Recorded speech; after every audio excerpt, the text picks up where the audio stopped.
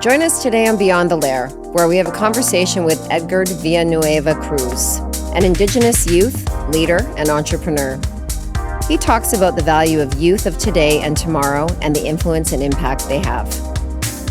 Hello, everybody. Welcome to Beyond the Lair. My name is Gina Jackson Montgomery. And I'm Dean Montgomery.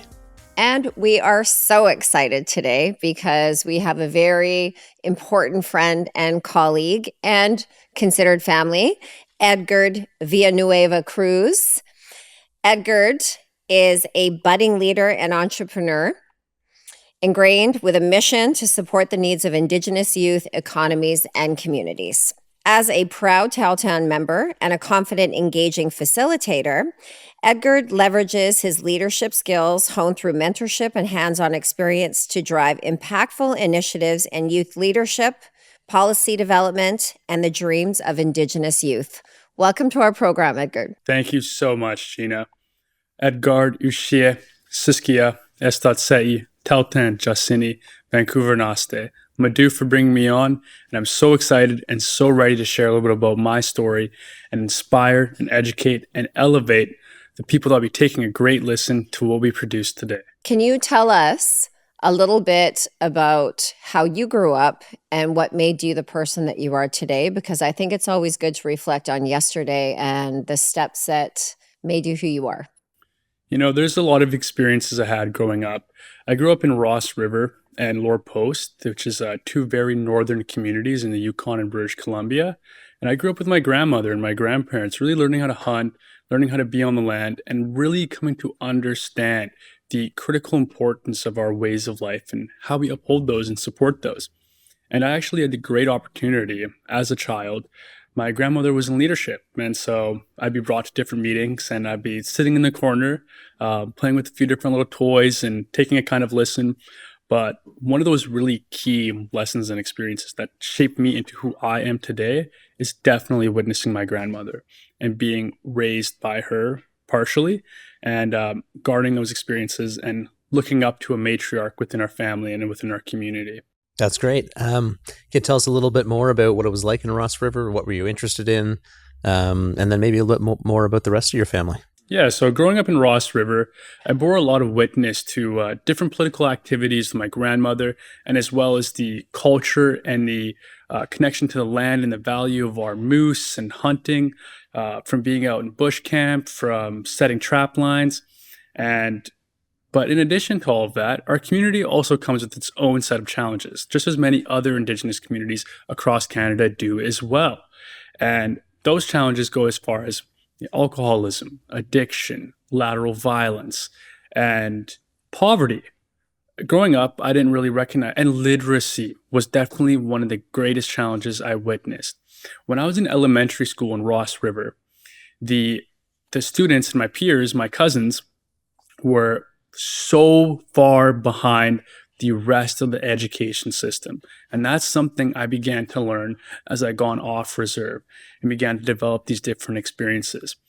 And in Lair Post, it was kind of the same thing I'd witnessed, right? We are in a very small rural community. We lack capacity for education. I had one teacher in a school with 40 children who was attempting to teach us a variety of subjects, from mathematics to English to social sciences. And those kind of disparities and those kind of misrepresentations of who we are as Indigenous peoples that has been imposed upon us is what I like to reflect on when it comes to those experiences and how I grew up. You know, from Ross River, I grew up hunting and learning how to skin a moose at a very young age. I shot my first moose at 10 years old with a .22 Winchester repeater, right? And those kind of philosophy, and that was very ceremonious, right? Shooting a moose for the first time was a very ceremonious thing and of great significance in our culture. And I will never forget that moment and those kind of feelings I get from being at home, being on the land, learning about our language, learning from our elders, and bearing witness to the powerful leadership that my communities, particularly within the Tahltan Nation, have begun to develop, as I've seen such a great change from when I was a child to how we're doing things today. and really empowering those youth. So when it comes to those things like education, and it's not just 40 kids in a classroom that is being taught by one person who doesn't have the competency as a group of teachers may have in a variety of subjects. So for me, it's really important when I reflect upon those experiences growing up in Ross River in the community. Okay, well, where have we been and where are we going to go? Right? Are some of those questions that are always coming to mind when it comes to that kind of reflection on growing up. And like most of us, you have a mixed ancestry. So where did Villanueva come from? Villanueva Cruz. Yeah, so Villanueva Cruz comes from my father. Rest in peace. He passed away, unfortunately, about 2 years ago now almost. And he came from El Salvador. And so a little bit of an interesting thing is that as being from El Salvador, or the Nahuatl, which is the indigenous group down there, we are also Obsidian people. Whereas the Tahltan, which I am also a member of the nation, are also an Obsidian people as well. So it was almost like it was creator's plan for my mother and father to come together and to meet and ultimately give birth to me. And yeah, like he had escaped a civil war, right? He fought in a civil war at 16 years old and came here seeking political asylum and lived here, worked here, and played here. And yeah, he taught me a lot about who I am and the kind of man that I got to be. How did your parents meet? So it's actually kind of a funny story. And I actually only heard it for the first time after my dad had passed.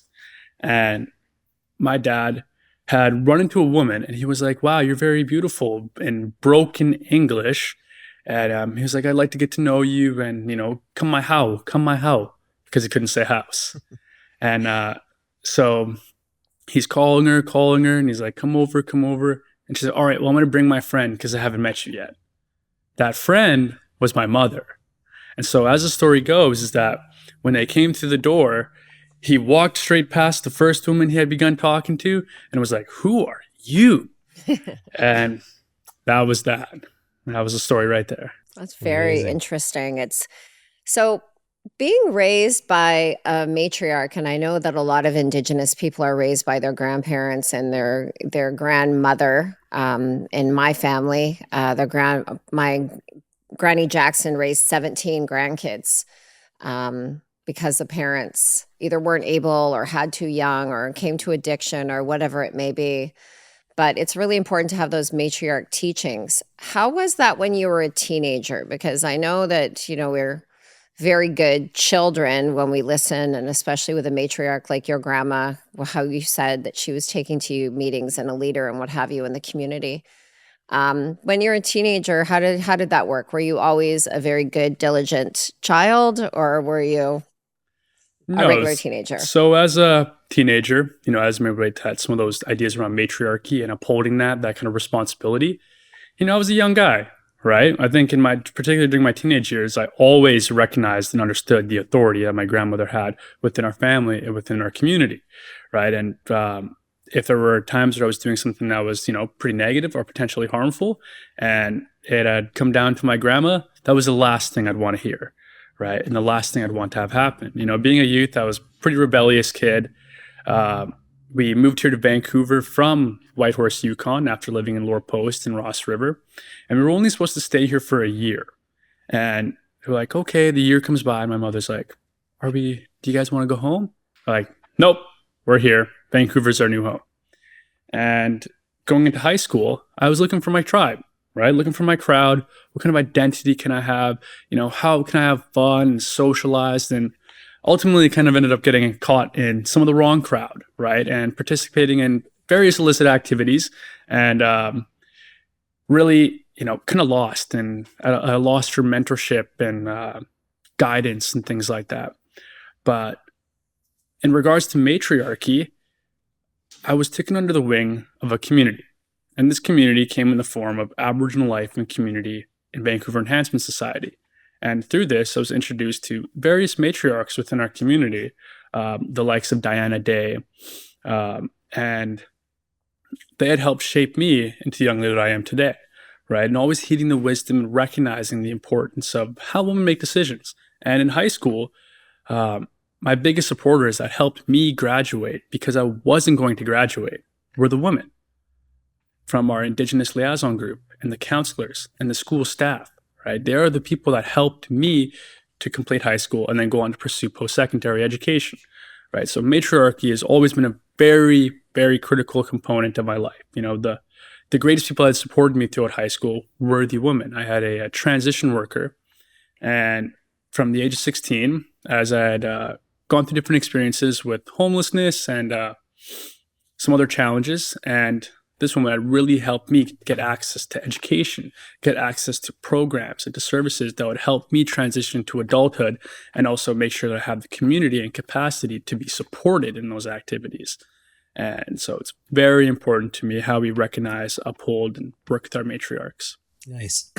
We met you at we had a youth summit, right? And it was fantastic. It was the first youth summit that the Bears Lair had. And people are out speaking, and you made a huge impression on Gina and I. And I went over to Gina and I said, "Who is this guy?" Right? It's like he wants to speak. He's well spoken. He uses this long house, big house voice, and speaking his own language. And I think we just went up to you and said, "You're going to be somebody someday." And just it's nice to meet you. And you were just a real standout of all the youth that are younger people that we've met. So. Is that when things started turning around for you, or is that part of the where you started discovering yourself? Was it long before that, or? Definitely long before. I've always been very, very spiritually connected, right, to the world around us and to ceremony, and really taking that and ingraining that within my being. And I think that kind of journey of transformation and into leadership really comes down to some very interesting spiritual experiences I garnered as a young man. And I was actually at Bible camp when one of those things had occurred. And that one experience caused me to be like, all right, I understand what I've got to do, right? I understand that I must learn my language. I must learn about my ancestors and who I am today. And that's when that journey began, and that transformation. And it was also empowered and instilled within me by many mentors. From the age of 14, about 2.5 years after that initial kind of spiritual awakening, or cultural awakening, an awakening of my identity, was where I had come across some really amazing individuals who, just as you two, saw that I stand out. This kid's going to go somewhere. He's got a voice. And they took me under their wing. And for years, I was mentored almost every day, and brought amongst some of the leading minds in Indigenous academia and policy, and being able to deliberate amongst them, to discuss and to share different ideas and to ask questions, right? So that journey of transformation began long before the Bears camp. But I think being at the Bears camp, why I was there in the first place was because I'm an Indigenous youth and I'm interested in business development. I've looked long and hard to find a space where I can connect with other Indigenous entrepreneurs who share that same passion and interest in entrepreneurship. So many months passed by. I signed up for the AFOA youth conference. I get a phone call one day, and they're like, "Edgar, where are you?" I'm like, "Who is this?" They're like, "Oh, it's me, and I'm from the AFOA youth conference. Are you coming?" Oh, I completely forgot this was happening. Where's it at? And they're like, "Oh, it's at the River Rock Casino." All right, I'll be there in an hour, right? And I flew down there as fast as I could. And I already see it's all on, so I come and take a seat in the back, and I'm observing the room, taking a look around, and being like, "Hey, who's who, right? Who's who? Who can I kind of feel that amongst these Indigenous youth that are in here that I could work with, right? I'm here to connect and to build relationships so we can build a prosperous future for us all. I'm here to build businesses, build opportunities, build relationships." And so I sat back, sitting down there quietly, and a good friend of mine, who is now turned into a really great friend, he invites me over to the table. And that's how I got introduced to Gina. And I think that really marks a really transformative step in my journey, right? Because I've done all kinds of advocacy at the highest levels of government with Indigenous nations across Canada and even extending internationally, right? But for me, what is really meaningful and impactful is meeting the youth where they're at, That's something you always hear is meet youth where they're at. What does that mean? Well, that means we go directly to the community, meet them where they're at. And to have that kind of opportunity to actually be present and share these experiences and instill that confidence amongst these youth and belief that you can build a business and that you can be successful in this world, in this economy, that is definitely one of the most powerful things you can do. Because, as I said, I've been at all levels of advocacy, right? From grassroots to the highest level. Develop policies, develop frameworks, help negotiate with the government of Canada on things related to the Ministry of Child and Welfare, right? And trying to create these spaces for Indigenous youth to succeed and to prosper. And there's nothing any better than actually going down there, teaching these kids how to do it and showing them the way. And for our audience, Edgard has taught, is it 16 camps now? Yes. So when we have a once a year conference, and we had our second annual conference last August. And we partner with AFOA, where we teach Indigenous youth 18 to 40 years old about entrepreneurism, but most importantly, life skills. And we have experts, social media do's and don'ts. We have public speaking by Fiona Forbes. We have Loa Fridfinson that talks about social media and what have you. So really learning the life skills and connecting, most importantly, connecting. Mm-hmm. And when we did meet you, that's what Dean said right away. Who is this person?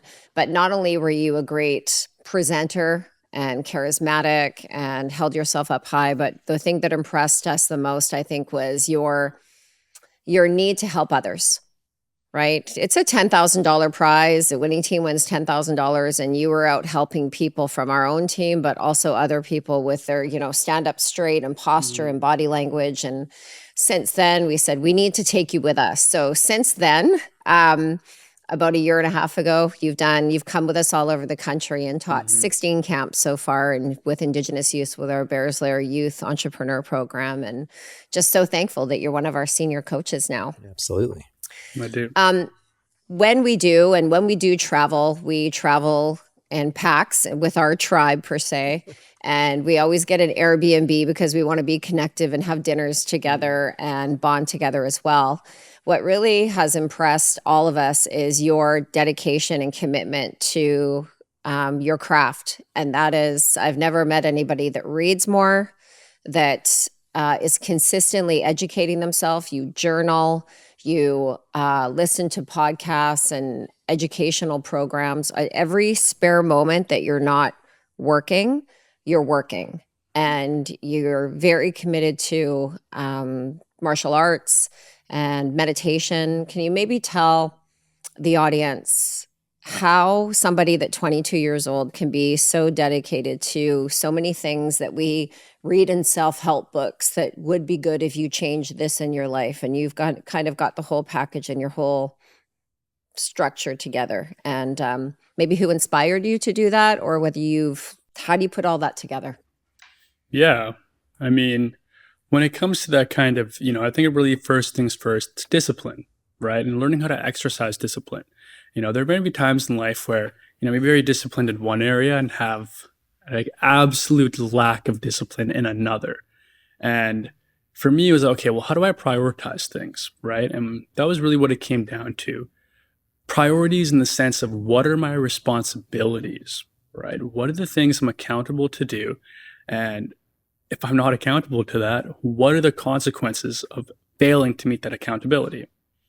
And it was really instilled in me by a really great mentor of mine, Scott Clark. And I kind of almost go back to this moment where we're sitting there and he's like, what do you want to do with your life? And I think we may have actually been having a little bit of an argument during this time. And he was like, you got to cut the crap, Edgar, right? So whatever you're doing right now, in terms of your responsibilities to your people and your nation, it doesn't matter. He's like, you have to be laser focused, right? Like, block everything out and just understand that you have a core responsibility that is much greater than you, right? And to really instill that within me. And every day when I actually lived in his backyard, right? In an RV, being a houseless Indigenous youth experiencing some challenges like that. And every morning, he would take me out to a whiteboard in the kitchen and write out different ideas. And we talk about demographic transitions theory, or the world systems theory, or the ideology of Indian Act policy, right? Or the philosophical and moral leadership of Western hegemony. All these really grand ideas. And that's what fascinated me, to be like, okay, I got to get serious. And how do I get serious? Well, as per everything, we are creatures of habit. It all starts with your habits. And so for me, that kind of habitual journey, though, kind of began some time before. And we're going to backtrack a little bit and then come back to where we are, because I was reading a book called Mindset. And this is one of the most transformative and powerful books I've ever read. And I'd ask all these different questions of, do you believe you can change your life? Or do you believe you've been handed a crappy hand? And I'd be like, no, or yes, and no, and yes. And then I'd be like, well, if you answered 5 out of them, yes, then you have a fixed mindset. Or if you answered 5, you have a no. And depending on where you rank, that's the kind of mentality that you approach the world with. So I started asking people around me those exact same questions I saw in the book. And I listened to their answers, and I write them down after and be like, okay, that person has a fixed mindset, right? Like, and if I believe I want to succeed or do anything great in this life, then my mentality has got to be unbreakable, right? Like, there's nothing that can get in the way of it, nothing that can stop it. It must be absolutely unbreakable. And how do you create that? Is by creating a base. So first it starts with your mindset, and then what do you stand on, right? Like, and for me, what I stand on is spirituality and connection. At the end of the day, you peel me all the way, what's left at the surface? Spirituality. That recognition that, we're all connected. And I think if you kind of walk like in those kind of ways, walk that kind of path where, you recognize mentality is very important. You recognize that knowledge and wisdom are also greatly important. And that, there's always that cliche quote that, it's inundated is knowledge is power, right? I was about 14 years old, and I read another quote too that was, there is no power relationship without the correlative language that constitutes it. And so I was like, what is the language of power, right? If I'm going to be this, leader and entrepreneur and support Indigenous youth and, influence them and support their capacity development and their own leadership and self-belief, then I got to be empowered myself too, right? And I got to dive within myself and figure these different things out and be like, okay, well, what really is language, and what is knowledge, and what is power, and how is that going to support Indigenous youth, and how is that going to support Indigenous reconciliation, and those kind of things, and those culture shifts and those paradigms that are always constantly evolving. So really just like, for me, it's really being critical, very critical thinker, and also understanding that, I'm at a kind of loss, right? Like I come from a strong bloodline and a strong family, but I also didn't have a whole lot of good stuff growing up, right? Just as many of these other youth did. And for me, it was like, okay, well, obviously there's nothing material that can fill these gaps that I'm missing, right? No amount of designer clothing or being a cool guy, right? And dressing in designer and being dripped out, as the youth may say, nothing could fill the gaps that I was experiencing based on a very complex model of social development and psychological development. You've had all this deep thought, right? You've got some life experience then. And I mean, I always forget your actual age. You seem much more mature than you are. But you started, when I first met you, you'd already started a consulting firm. And you're the CEO of a consulting firm, and you've had it for a couple of years now already. So can you tell us a little bit about Turtle Island and what the vision is of it and why? For sure. So Turtle Island Connection is a cute little consulting boutique, right? And our services are primarily within mining, governance and environmental reclamation and services. And so what we do within that kind of industry and within that field is really around technical advisory. We support companies or Indigenous First Nations groups in making more informed decisions, right? Or in how to include Indigenous youth as part of decision making, and developing some really strong governance models that are conducive to Indigenous self-determination and youth representation. And secondary to that is we also work quite heavily in how we support creating space. So amongst academia, particularly some of the entrepreneurship incubators that might be geared toward climate businesses or climate solutions. And Turtle Island Connection really plays a pivotal role in creating that space for Indigenous entrepreneurs to have access to and to also develop partnerships. Like in one of those cases, right now, there's a group in Ross River and Casca territory that we've been working with pretty closely to identify some ways to expand their portfolio and develop their capacity. They've been tasked with doing some reclamation activities and revegetation. And we're like, okay, well, how can we effectively reclaim this environment by developing a natural capital ledger and an ecosystem service marketplace and doing some really interesting stuff there and connecting them to different climate companies that are interested in doing some really, really cool biotechnology stuff. And then, the third kind of arm of our services and portfolio development is really around policy and strategic planning and innovation, right? So we work with different companies and organizations and how to implement policies that are more conducive and culturally relevant to create a more safe and welcoming space for Indigenous peoples to prosper. And in addition to that, we also, as part of that strategic policy development and technical advice, was that we really look to aim to support Indigenous equity in projects. One of the reasons why Turtle Island Connection was founded is two reasons. The first one is that I sat at a table with a chief from my community, and they're negotiating a certain percentage of equity within a project, right? Or a revenue sharing agreement. And it was a pretty big number that was being proposed. And I heard 2%. We're not going back on 2%. 2% is our maximum. We're not peeling back away from that. And I kind of just thought for a moment, and I was like, I'm pretty sure on the international stage, it's upwards of 15 to 30%, right? And in addition to that, what kind of metrics are we creating? This agreement's coming through. It's going to create jobs. It's going to generate revenue. But how is it affecting the social well-being of the community? Are we increasing the health? Are we increasing the spaces that are around? Are we increasing community? And the secondary reason as to why Turtle Island Connection was started was I was brought into a room with a few different academics, and they were like, we want to build an Indigenous mining program. And I was like, okay, well, this conversation can't stop here. We can't just have one conversation. You check the box as this is your consultation with Indigenous youth to build an Indigenous mining program. It's like, this cannot stop here. And it kind of did, right? And so I reached out again and followed up in a different capacity, this time the capacity of Turtle Island Connection, being like, hey, you guys had this meeting. You said you wanted to do this.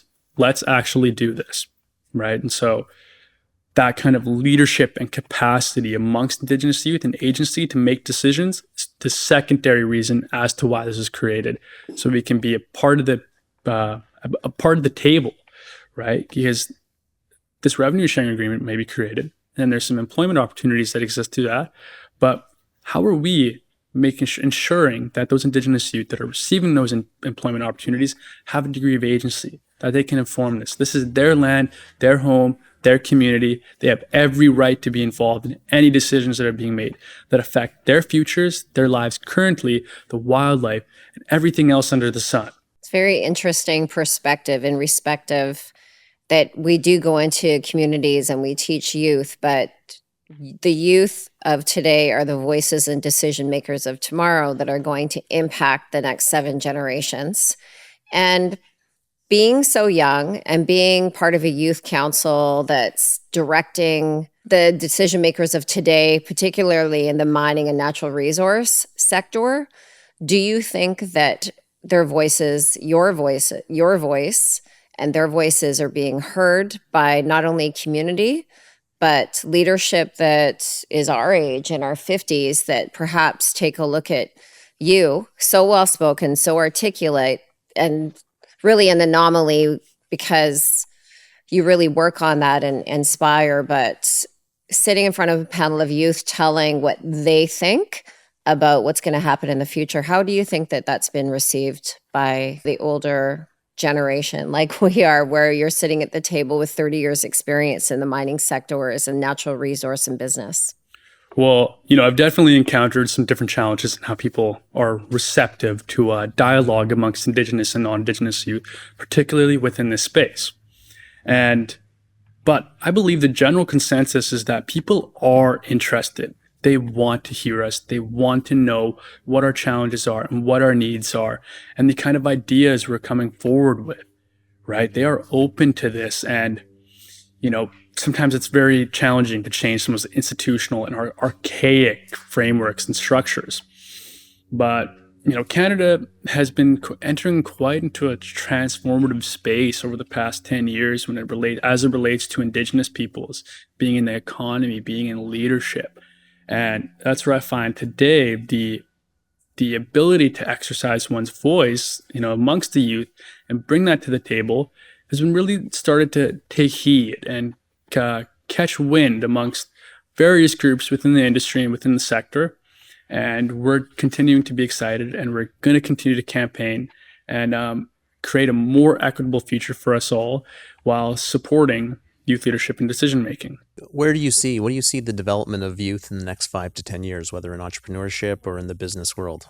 What's happening in your opinion? I know that too, that a statistic as well is Indigenous entrepreneurism is growing 9 times faster than any other demographic in Canada as well. So maybe you can talk to that as well. For sure. You want to talk about the demographics? Indigenous peoples are 2 million of the population in Canada. A quarter of that population are under the ages of 15, right? And so when I think about something like that, what entrepreneurship looks like in the next 5 years, I've also seen other figures that the future of the Indigenous economy in 12 years or 11 years now is going to be 155,000 new Indigenous businesses and a $150 billion plus economy, right? So I'm not worried about the money. I'm not worried about the business development. I'm not worried about this youth very much. The only thing I'm worried about is the cultural relevance, cultural identity within business. I learned something in international business, and it's like, if I'm going to Japan, I'm doing Japanese business. I go to China, I'm doing Chinese business. I'm understanding and upholding their rights, their protocols, and their interests as a community, as a nation, and as a culture, right? That must be maintained here. And I believe the Indigenous standard or culture of business is evolving right now as we speak. And the kind of cultural practices and the standards, you associate like Germany, you associate Germany with high performance engineering, particularly Audi, right? Or Volkswagen. You think of other countries in the world too, and the kind of standards of their industry and innovation, right? And I believe that's what is really key and really critical, because Indigenous peoples are going to change the game when it comes to how we do business from an ideological perspective, from a philosophical perspective, from a cultural perspective, that's really what's going on. And that's what excites me is, what does that look like? And right now it's happening, so those Indigenous youth that are growing up today are going to be those future business moguls, are going to be very successful and have all the support around them from their communities, from their nations, and from Canada, right? And so for me, it's okay, well, how do we maintain that cultural relevance and support that? No, I agree. And I think, we were talking about it today. You're doing a certificate in AI, right? And you're saying, and how are you going to, like, in your opinion, how is, the past and culture and the respect for it going to integrate with AI as well? Yeah, so that's a really powerful question. In our class, we've been discussing the ethics of artificial intelligence in society. And one of the questions we had last time was, is artificial intelligence, can we give it personhood or the rights of a human being? And what are the ethics behind that? Who's liable, right? And also reviewing some different cases and challenges. And for artificial intelligence and Indigenous peoples, it represents an amazing opportunity for us to repatriate our languages, to create amazing digital libraries and archives of our culture, right? It also represents a space for us to interact with something that can be taught our cultural ways of being and informed in our traditions and act as almost as if it's a steward of culture. It acts in service of Indigenous communities to help enhance them and support them in prospering while still giving humanity our agency and our autonomy and the ability to make decisions and exercise a right and authority over artificial intelligence, right? And so it really presents a really amazing opportunity for us as Indigenous peoples to, again, repatriate, to support decision-making, develop far more complex governance systems, and to really hone and coordinate a space, a society. We're stewards. Why is the artificial intelligence not a steward itself as well?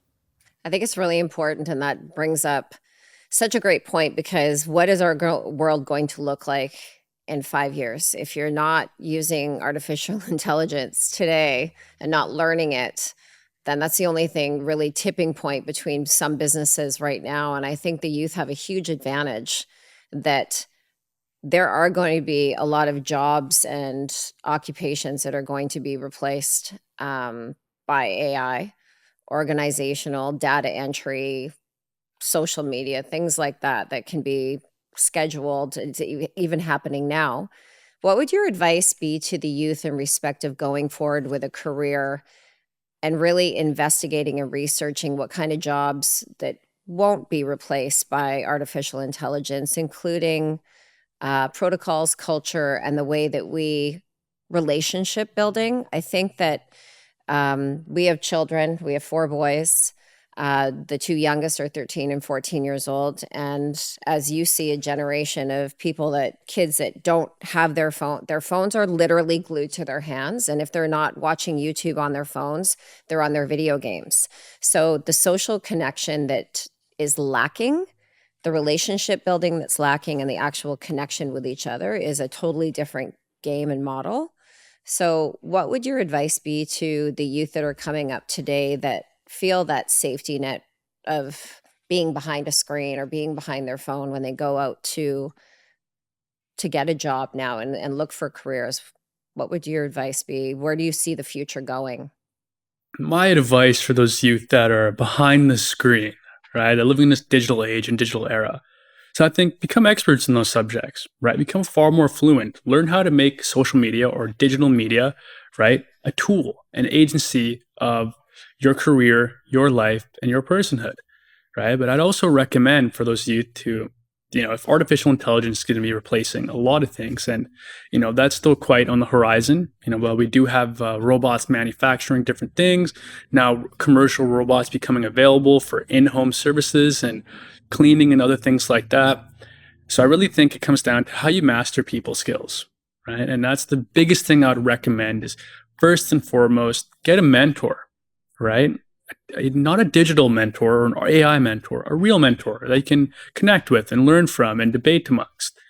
Number 2 is expose yourself to more community events, right? And it's challenging and scary, though, for Indigenous youth.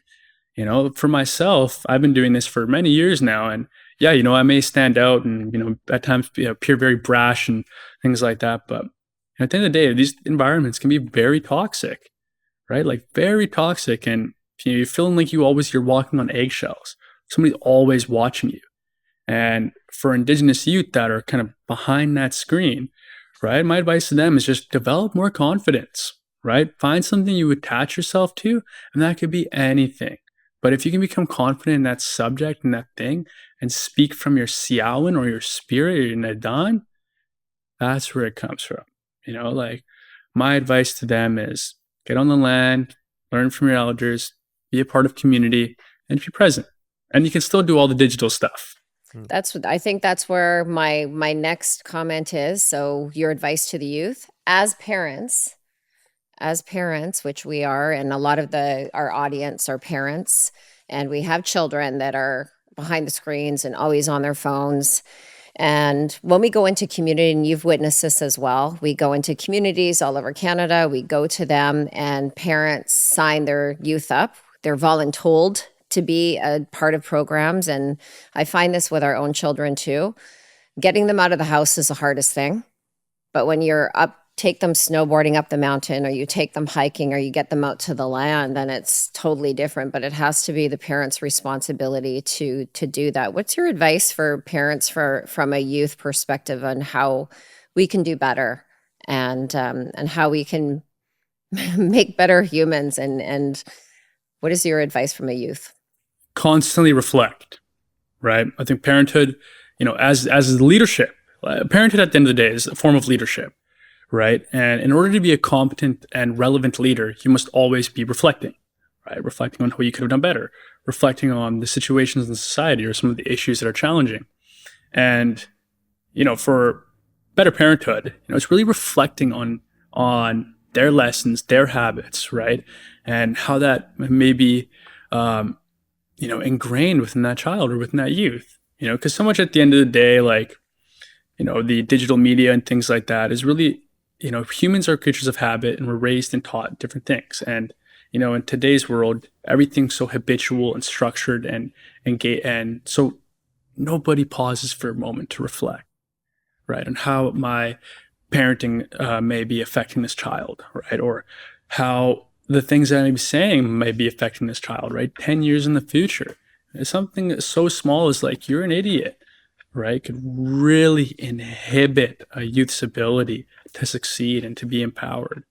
So that would be my main piece of advice. And then number two is is respect, right? Respect for that young human beings developing autonomy and agency, right? To not keep the leash so tight, but to give them some autonomy and agency, and being you can begin to make decisions for yourself, right? And as they make mistakes, they'll continue to learn, and you'll be there to support them. But it's definitely number one, is constantly reflect on yourself and how one's habits and behaviors may be, directly associated with some of the challenges of social media and getting out the house. Oh, I can't wait till you become a parent and then everything starts to shift. So nice to hear from a youth that can talk about that. But it's a challenging time for sure. Before we wrap up, because we're going to be wrapping up, and it's been so amazing and honoring to listen to you speak, because you're so eloquent and educated. If you're an organization and you're listening, if you're whether you have a school program or whether you're an organization and you really want to get in touch with youth, how do we do that? Because I know that there's a lot of great supporters of what we do, including tech, including AME, including Scotiabank, including a lot of different supporters, the Arc'teryx, a lot of the supporters that we have that want to hear the voice of the youth, because as you mentioned, there's a huge pocket of not only entrepreneurs, but also a workforce that's coming upwards. And how do they connect with youth? And if you want also to talk about how you connect with youth, or you want a great speaker to come in, I think that you are incredible. And as everyone who's listening has heard. So first and foremost, how would people connect with the youth? And then how do people connect with you? So I think first and foremost, when it comes to connecting with youth, is really coming in with an open mind, right? Today, I think particularly in some of these spaces that I've really been around, and some of the advisory work I've been doing, everybody's really scared. It's very fear-based, this developing relationship with the youth or Indigenous communities. It's very, very fear-based, and that limits and inhibits our ability to make effective decisions around how we engage youth or build community. So that'd be number one. And then, number two is protocol, right? Recognizing and upholding protocol. And what does that mean? There's many different forms of cultural protocol throughout British Columbia, because you have 32 different nations here in BC. So it's really like that. It's lowering barriers and following protocol. And I think that's how you connect with youth and support their agency and development, and invite them to take a seat at the table.